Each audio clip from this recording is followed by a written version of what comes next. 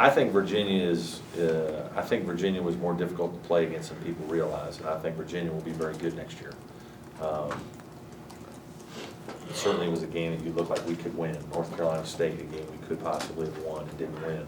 Those were games that, but they're road games in the ACC, and that's difficult. But certainly those were games that we had opportunities and didn't play as well as we would have liked. I don't know if those, are the low points. A personal low point for me was our loss at Florida State. I thought that, I thought we really showed that we weren't embracing what we were talking about as a team.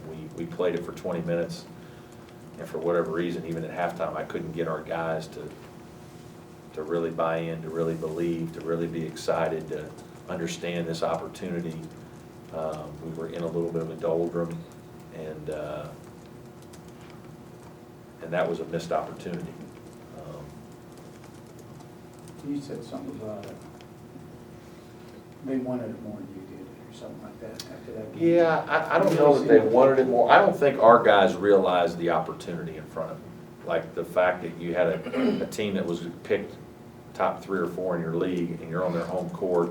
Now, it wasn't a great environment that night. They didn't have that many students because of but we had them, we had ourselves in a great position to go get an early road win in the ACC, and we just didn't do anything in the second half to play like a team that wanted to win the game, and we played that way for 20 minutes. And I guess that was unbelievably frustrating for me, because it just showed that our guys weren't fully vested in what we were doing, and we still had work to do. Probably any one of those 3 would have kept you out of it. Yeah, I would think. Talk about what strides Milton and Devin need to make in the off season. Just you're going to be more of a marked man now. Jure and DeMontez were the guys that basically, if you look for, the scouting report of each team would have been, hey, the guy we got to stop on the perimeter is DeMontez Stitt. The guy we got to stop in the post is Jure Grant.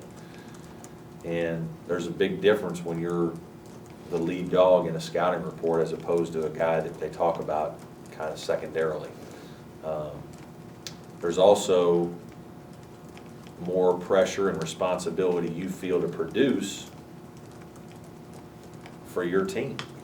And some kids handle that better than others.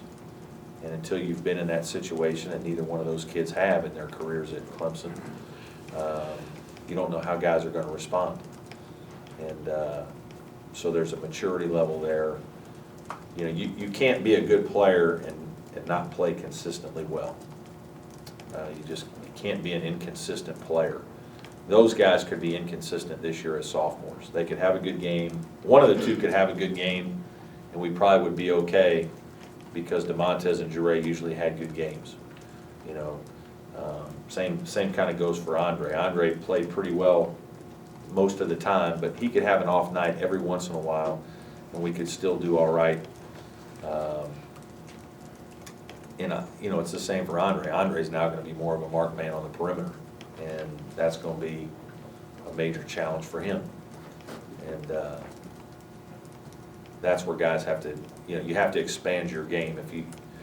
Andre's got to be able to score in more ways. Devin and Milt both have to become more consistent. They both can make a shot. They can both score a little bit around the basket, but I don't know that either one of them they don't have a go-to.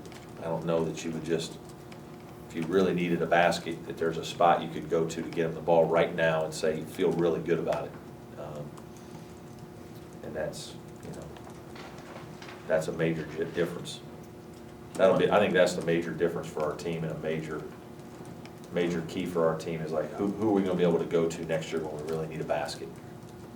It was a little bit that way this year, but with DeMontez and Jure, we had Jure emerged into a very good option. DeMontez was a solid option all year, and Andre and the other 2 guys were good 3rd, 4th, and 5th options, and that's why we were pretty good, because there could be 5 guys, and we needed 3 of them to have good games. Do you want Devin to be more of a power post player, or do you think it's just not going to think of? Oh, I think he has to become better at it. I think he certainly has to develop more of a back-to-the-basket game, and I thought his back-to-the-basket game got better the longer the season went. But that's gonna take some time, that's gonna take, that's what's challenging is, we're gonna have 3 weeks to work on some of that with him, but you can't do that in 3 weeks. So then May, June, and July, and August, he's gotta do that on his own. And he's gotta be committed to becoming a better player, a consistent scorer, and he better do that May, June, July, and August. Basketball better become a high priority in his life.